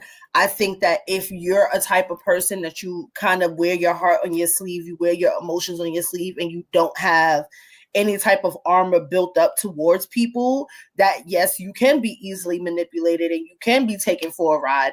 But then that's also a personal responsibility. Like you can't just open yourself up to everybody. You have to vet people and also be able to walk away from situations if you feel like it's not serving you. But I do and have been in proximity of a lot of career women that be down bad over street niggas, and I'm just like, you got your masters. Like, why are you dating this person? Like, what do you mean you went to jail last week to see your bae? Like, hello, like you have a career, mama. Like, what are we doing here? So I do think that there are a group of people that chose career and education over common fucking sense, and those are the ones that kind of get got all the time. And they always gonna get got by a nigga that's a smooth talker, fast walker, can pay for things and do things like but you're not thinking about the long-term implications of that. Like, I know a girl that was a cop that got locked up because she was doing shit with a nigga that she wasn't supposed to be doing. I know COs that was fucking with inmates. I know a lot of different people that had real ass degrees and real ass careers, and some way, somehow, you find yourself in a situation with a criminal, and I'm trying to understand how. Like, I deaded a nigga. Like, I know you might remember this, from you wasn't around yesterday, that I had somebody that I was dating on and off for like 10 years. I called him my back pocket nigga. And the reason why he was never like my full boyfriend is because he refused to get out the streets. I said, I can't bring you nowhere. No, not the Crip nigga. The Crip nigga, that's another nigga. Come on, keep up. You gotta keep up with my old joints. No, my back pocket nigga, he is a scammer, dealer, he dips and dabs in all of the things. But he's been doing this since high school. Like, I'm like, yo, can you open up a business? Like, can you buy a house? Like, I can't bring you to my family as you are. I have degrees. I have a career. How can I bring you and be like, hey, this is my boyfriend? And niggas is like, oh, so what do you do for a living? You gonna lie to my grandma? Like, come on. So like, what we doing? Because in the beginning, he told me he do construction. I said, you do construction? He said, yeah, I move bricks. I said, okay. Wow. I got it. Thank you very much. But it was like years. It was years of it. No, it didn't sell me. No, that didn't sell me. I just understood what he was trying to say, because he was somebody that I knew since middle school. So that was our connection. He didn't just pick me up off the street. It wasn't that. But the fact of the matter is, like, I begged that nigga for years to just stop. Like, I can never take you seriously with you doing. Why are you still listening in the living room? That's weird. This nigga is not okay. But I begged him for years, and he could never just get it together. And I was never, ever, ever going to take you seriously and you don't have nothing to show for it but just being in the streets all types and times of the day and the night. But I understand how other women would. He was well put together, drove a great car. He owned his own apartment. Well, not owned, but he had his own apartment. Like, he was fine on paper, but you don't have a job. So what are we doing? You needed more. I think anybody should need more and require more out of a person that you really want to be with. And how long you gonna do this, my nigga? Like, I'm not a ride or die bitch. I keep telling you, I am not that bitch. Excuse you have a collect call from, oh, we broke up immediately. We broke up. Yeah. What? I got a collect call from who? You want me to send you what? JPEG? Nah. Yeah. No, it's too many niggas that's free. I can look right. It's niggas free walking around right now. What are we doing? Are you crazy? It don't pay to be in jail. It don't pay at all. So we avoiding the finessers. Yesterday, you still don't agree? You embrace the finessers? No. I feel like you're not gonna finesse me. You can do whatever you do on your own time, but I'm not gonna let you just finesse me knowingly. Like, oh, this person finesses people. I'm gonna let them finesse me. Like, no. Like, if I want to have a relationship with you based off isn't it tiring to always have to be on guard with your friends and the people in your circle? Well, you talk about from somebody that you just meet, or like your friend's perspective. Just in general, whoever you let in. Yeah, I could understand that. It could get tiring to always have your guard up, but I feel like as people, we always have our guards up. So even if you're my friend, I'm not just ever at a place where I just feel like, oh, I'm just oblivious to anything. I always have some type of guard up. Like, even if I don't expect it, I'm gonna, think it maybe once or twice. So I feel like we should always be diligent and always have some level of like awareness around what's going on. Yeah, I get that. Just don't be a dumbass. I think that's it. Like, we can put a button in this. Just don't be a dumbass. have a standard, meet that standard, hold that bar really high, and don't let some random motherfucker come in and make you alter and adjust your bar. And then maybe you won't be manipulated. You won't get got. All right. We're going to do one more and we're going to get the fuck out of here. Pick a number between 1 and 7. 4. 4? You want to agree with 4? 4. Let's do it. Okay. Thank God y'all didn't say 1, because 1 was that video with the nigga in the prison. So earlier my dad called me. He said, "What you doing?" I said, "Working." I said, "What you doing?" He said, "Working." I said, "Dad, I got a question. Did y'all even try to get rich?" He said, "We ain't know how." I said, "Okay, but did you niggas even try?" That nigga said no. Well, y'all just surrendered y'all didn't even try.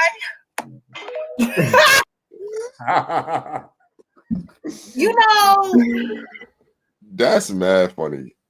I have thoughts. Go ahead. What I gotta say? I have thoughts.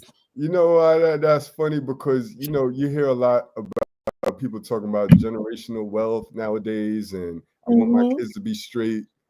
And no knock, my parents did a great job, and they gave me a lot of support, and still do. But I get it. Like, I don't think the previous generations was like, yo, my kids are gonna be straight for life. They're gonna be set up. They're not gonna have to do nothing. They're gonna have a nest egg. I'm gonna have life insurance. Like, this wasn't not a thing before. So that shit is hilarious. That shit's so not funny to me, bro. Go ahead, yesterday. What you think? I feel like that's mad funny. It's mad funny because I kind of feel her a little bit. Because I feel like that's the point that I'm at in my life right now. Because I don't have kids yet. Y'all both have kids. I don't have kids. And I feel like, when I have kids, I feel like I'm already going to be bringing them into a very particular situation as far as like support and family.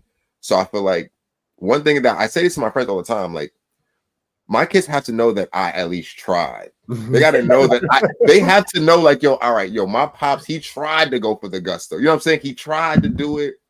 If it didn't work or it landed a certain way, cool. But y'all got to know and see, like, yo, man, I tried. I tried to go for the, you feel me? I tried to go for the top. I just landed here. But it can't just be a situation where it's just like, yo, I just got a job. I just worked and went home. Like, for me, worked, went home, and that was it. Like, you know what I'm saying? I didn't try nothing else. I didn't come up with another plan. I didn't collaborate with somebody. I just literally got my check, paid my bills, just went home. You know, that shit triggers me so much because these are the conversations that I have with my dad. Like, yo, nigga, like, is you cool? like I think that my father has done a great job to set me up for success. But I also think that he has done a bad job of letting go so I can start reaping the benefits of said success. Like, do I have to wait for you to die to get the shit that I deserve? Like, you have 2 houses. One in Guyana, one in Brooklyn. You want to sell the one in Guyana. Okay, fine. Why? I don't know. But if you choose to sell it, are you going to give me half so I can start my real estate journey? Like, what are we waiting for? Even down to my wedding, I'm like, Daddy, I'm a girl.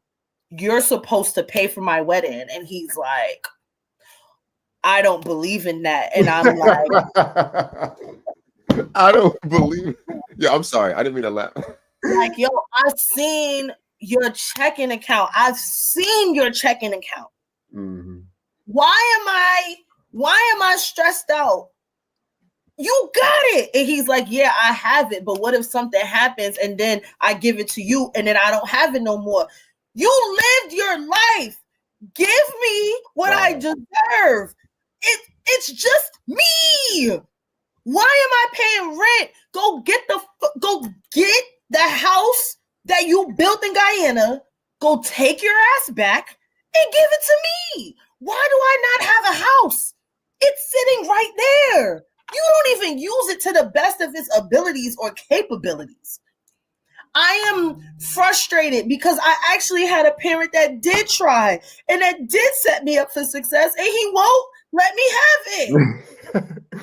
I think y'all both a little nuts. For him saying I don't believe in that is funny, but for you saying like what's gonna happen to him if something happened, you like, so you know what I mean? I was like, yo, that don't have nothing to do with me. Yeah. Do with me, blood. Like, I'm trying to start buying real estate. I'm trying to start flipping houses. I want Parker, when she goes off to college, by the time she graduates, she owns her own house. JJ, not too much. Not too much. What I'm saying is, why are you playing with me and making my life more difficult than it needs to be? It's only me. You don't got to split this shit with nobody else. You don't got to divvy this shit off to nobody else. It's just me. Rest in peace to my stepmother. She is gone. I am the only one left. Give me my things. Why do I have to work so hard? My things is crazy. Let me ask you this though, Dodge. If you came to him with like a solid business plan on how to take some money and flip it into something else, would he be open to that? No, he would not. Really? I know my father very well. First of all, let me tell you something about my daddy. I asked my daddy, I was having a conversation with my dad maybe like 2 years ago. And I'm like, Dad, I know that you have this life insurance policy, and I know that you put me and Parker's name on it. Can you give me more information? Like, God forbid if anything happens, like, is there somewhere I'm supposed to look in particular? Right. What's the name of the company? What bank do you have? Like, I'm asking him important conversations because, like, I had an important conversation with my friends, and I was like, you know what? Yeah, like, I don't have any of the answers. You know what my father said to me? Why do you need to know? You trying to kill me off? Nigga, what? Why do I want you dead? I just need to know because these are real. And his girlfriend is trying to like explain to him like, yo, she's asking great questions. Right. Like she's asking things because he was like, I'm not going to die until I'm about 100 years old. So you don't need that information now. If anything happens to me, somebody's going to call you. Who? What's the number? Who should I be speaking to? A scammer could call me and I'm really trying to have like a logical conversation with my dad. My dad is not that type of person. My dad, Trom, and I tell you this all the time, you remind me so much of my father because y'all so go with the motherfucking flow. Like, life is life. You know, it's a beautiful day. Anything can happen. We're going to live for today. We're not going to worry about tomorrow. Bitch, what do you mean? Yeah. God forbid if something happens to you, what am I supposed to do? I don't even know who to call. I don't even know who I'm supposed to call. Most of his family lives in Guyana. I don't even have their numbers. Like, the fuck? You gotta give the older folks some grace because that shit was taboo. Like all of that talking about life insurance and financial stuff is taboo in those generations. Like, and it's sad because unfortunately we all are gonna pass at some point. So it would behoove you to plan for it and to let me know what the plan is, right? Like it's no secret. It's sad. We don't want to talk about it. I get it, but you know, it's a thing I think with previous generations where it's like it's taboo and they're just very comfortable with that taboo and they're like, nah, I'm not changing. I'm gonna stick to how I've been raised. You know what I mean? Mm-hmm. And I think a large part of it too is obviously, you know, the people that transition on, they're not able to see the lasting effects that some of those decisions or not decisions have on the family that's still here. And I think sometimes because you're not able to see that, that's why certain things, you know, it's like we figure it out, or, you know, we'll just let it happen the way that we feel like it's supposed to happen. But I feel like most times if people were able to see how things play out in real time, it would be a completely different handling of it, because it's like, yo, the last thing I want my daughter to be doing is fighting against this company or this person trying to get some shit that I already, you know what I'm saying, that I already put down for, you know what I'm saying? So it just makes it that much more difficult when the communication is not there, because now you're going against other stuff and now you got to go off of whose word is this, and that's your father, but they did the business, but they, you know what I'm saying? So it just becomes a complete mess. You know how people are when it come down to money and when somebody passes away. You know how that get. Everybody show they black ass every time. And what's harder is my dad, I don't have a copy of my birth certificate that he signed. He said that he has a copy that he signed, but I've never seen it. So, God forbid if something happens to you, now on top of that, I'm going to have to prove I'm your kid. My last name is not even going to be the same last name as yours. I'm going to have to prove all of this shit. And then on top of that, I don't even know where to look in the house. You're not even going to give me the name of the policy number, the phone, nothing. All right, my nigga, heard you. Yeah. Heard you, my nigga. I'm trying to kill you off. And that was the first and last time I'm ever gonna have that conversation with my father, because the fact that he really was on the phone was like, you trying to kill me off? Give me my things. Does let me ask you. All right, hold on. I'm sorry, Tom. Right. You can't listen. You can't scream. Hold on. You cannot scream. Give me my thing. You can't do that and then act like, you see what I'm saying? Like, I'm with you, but you can't do that. Like, so that's exactly why he like, hold up. Yo, actually, nah, don't worry about it. Because seemingly, it's like, yo, as soon as you get your things, it's like, okay. No. I'm not. That's not. But I am about to ask that nigga for like $5,000. I gotta get my tears ready because I gotta cry a little bit with. I can't just ask him for money and not cry too. Like I have to cry and tell him how hard life is and how hard it is to be an adult. And yeah, so that has to come soon because they want $3,000 for flowers and I ain't got it. So Dodge, you basically doing what they was talking about in the previous clip. You're analyzing him and you're manipulating him based off. I am a daughter. Of course, I manipulate my dad. Him up, and you're realizing that, all right, I need to get this cigarette. Do I need to cry? Like, Dodge, yeah, 100%. Find me a daughter that does not know how to manipulate her father, and you have found me a fatherless child. Okay. Because every daughter knows how to get what they need out of their daddy, because I am daddy's little girl for the rest of my life. Mm-hmm.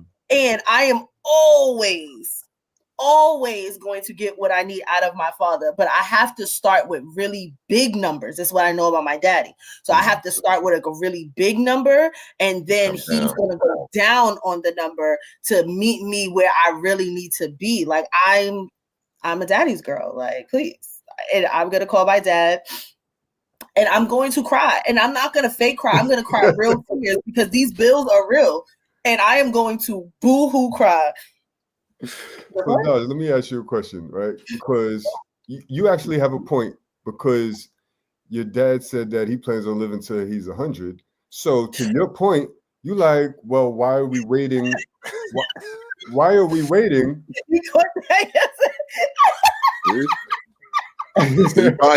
see how Pop's thinking? Pop's like, wait, hold up. God's like, oh, hell no, 100? Yo, write it right here for me. Put it here. Yeah, I see what's going on. Yo, 100 is mad aggressive, bro. Like, I'm gonna be 60, bro. Yeah. No, wait, that's mad aggressive. Like, you gotta put some pain in for that. So, all right, I asked you the business plan question. If you came to your dad with a solid business plan, would he give you money? You said no. What if you had a plan to pay him back? I never tried it. Maybe that's the next thing I'll do. Okay. Because after this wedding, our next play is definitely getting into real estate, and owning a few homes, not to live in, but to rent out. Yeah. And we're very comfortable in the apartment that we're in right now. So our plan is to stay here for a couple more years, but buy property and rent it out, and, you know, shit start paying for itself. That is the plan. And my dad can definitely be the financier. So I'll put it together and I'll see what my daddy say. Chat GPT, I'm gonna have it write up a plan. My father, he knows the difference. Man, nothing wrong with a no interest loan, you know. Hello. Yeah, I was gonna say that you said that you never did it before. I'm saying that might be the way in. You know what I'm saying? Because he might just think of it like, and it's funny, but like, you know, I'm giving the money out and I'm just never gonna see it again. But I'm like, once you present a way where it's like, yo, I need this because I want to build on this, you're gonna be able to get that on the back end. We're gonna be able to get this. Parker got this. Everything is set. That kind of seems a little more like, You know, I never really thought about it like that, because I'm just a girl.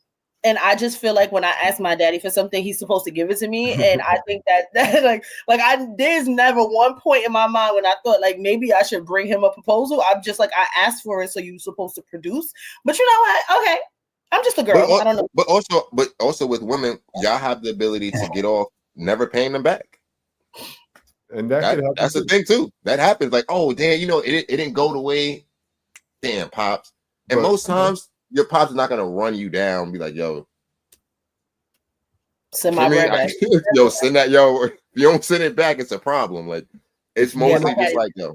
Yeah, if you want to finesse him the right way, you gotta, you know, men can be logical sometimes. And true. But the good thing is, anytime I ever told my daddy I was gonna pay him back, he told me not to. There you go. But the fact that you came and said it makes it more like, you know what I'm saying? It's like, you know what? Okay, all right.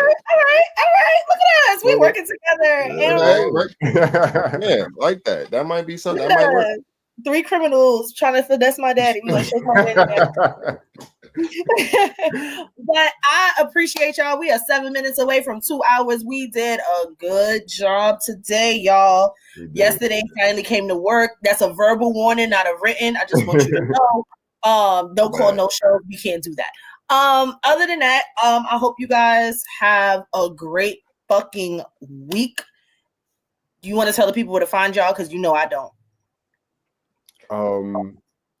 Well, I'm actually going to be changing my social media handle soon. Not that I use the current handles. What you finna change your name to? But for now, it's DJ Trauma NYC. I'm changing my DJ name. I might talk about that on the next show when we talk in person. I'll talk about it. Okay. Trauma growing up. He's like, I don't want to be attached to trauma no more. Nah, it's bigger than that because I will still be attached to trauma. Okay, it's bigger than Nino Brown. I heard that. Yeah. What about you? Yesterday. Yes, y'all can find me yesterday with 3 S's on all platforms, anywhere that you can search. Thank you so much. I'm here for a good time, not a long time. I love you guys. Have a great day. Have a great week. I hope you don't let nobody stress y'all out this week. I hope all the girls get to call their daddies and get a couple of dollars and a couple of cents up out of them. Other than that, so shameless. Oh, please. This nigga dying.